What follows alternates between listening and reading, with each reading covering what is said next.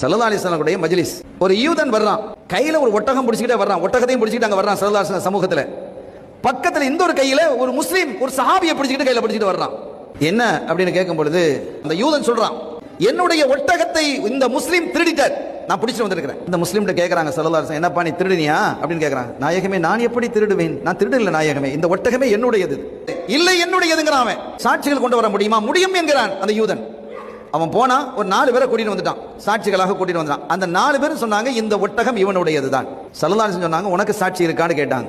சாட்சி இல்லை நாயகமே. இப்போ ஒட்டகத்தை யார் கையில் கொடுக்கணும்? யூதன் கையில் தான் கொடுக்கணும். ஸல்லல்லாஹு அலைஹி வஸல்லம் அவர்களுக்கு யதார்த்தம் என்ன என்பது தெரியும், அது வேறு விஷயம். ஆனால் தீர்ப்பு இந்த சமூகம் எப்படி செய்ய வேண்டும் கற்று தர்றாங்க. சாட்சிகளினுடைய அடிப்படையில் 2 பேருக்குமே சாட்சி இல்லைன்னு வைங்க, 2 பேருக்குமே சாட்சி இல்லை. இப்பவும் அந்த ஒட்டகத்தை யார் கையில் தான் கொடுக்கணும்? யூதன் கையில் தான் கொடுக்கணும். ஏன்னா அவங்க கையில் தான் பொருள் இருக்கிறது. இப்போ ஒட்டகமும் அந்த யூதன் கையில் இருக்கு, சாட்சியும் 4 பேர் சொல்லிட்டாங்க. இப்ப இந்த முஸ்லிம்னுடைய கையில சாட்சியும் இல்லை, ஒட்டகமும் இல்லை. இப்ப இந்த ஒட்டகத்தை யாருடைய கையில கொடுக்கிறது? ஸல்லல்லாஹு அலைஹி வஸல்லம் தீர்மானிப்பாங்க. தீர்மானிக்கிறது மட்டுமில்லை, அடுத்த விஷயம் என்னன்னா, ஒட்டகத்தை திருடினால் என்ன செய்யணும்? கையை வெட்டணுமா இல்லையா? இப்ப முஸ்லிம்களுடைய கையை வெட்டுமாறு ஸல்லல்லாஹு அலைஹி வஸல்லம் உத்தரவு பிறப்பிக்கிறாங்க. இப்ப இந்த முஸ்லிம் அல்லாஹ்வோடு மானசீகமாக தொடர்பு கொள்கிறார். யா ரப்பி, உன் ஹபீப் முஹம்மதுர் ரசூலுல்லாஹி ஸல்லல்லாஹு அலைஹி வஸல்லம் அவர்கள் செய்த தீர்ப்பு சத்தியம். ஆனா நான் திருட இல்லை, அந்த ஒட்டகம் என்னுடையது என்பது உனக்கு தெரியுமா இல்லையா? இப்ப என் கை வெட்டப்பட்டதுன்னு வைங்க, நாளைக்கு என்ன பார்த்து என்ன சொல்லுவா மக்கள்? கள்ளம் போறான் சொல்லுவானா? என்னுடைய பிள்ளைகள் செல்லும் பொழுது திருடனுடைய மகன் என்று என்னுடைய பிள்ளைகளை அவமானப்படுத்துவார்களே. இப்படி ஒரு இழிநிலைக்கு ஆளாகிறேனே ரப்பே, என்னை இதை விட்டு நீ காப்பாத்து அப்படின்னு அல்லாஹ்விடத்திலே மன்றாடுறாங்க.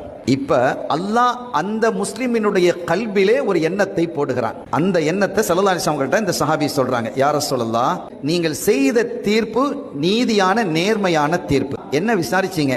அவரை விசாரிச்சீங்க, இந்த சாட்சிகளையும் விசாரிச்சீங்க. இன்னொரு விசாரணை மட்டும் செய்ய வேண்டும் என்று நான் விரும்புகிறேன். அந்த ஒட்டகத்தையும் தாங்கள் விசாரிக்க வேண்டும் என்று சொன்ன பொழுது ஸல்லல்லாஹு அலைஹி வஸல்லம் அவர்கள் அதை அங்கீகரிக்கிறார்கள். அங்கு இருந்த யூதர்கள் சிரித்தார்கள். ஸல்லல்லாஹு அலைஹி வஸல்லம் ஒட்டகத்தை பார்த்து கேட்கிறாங்க, நீ யாருக்கு உரியவர்?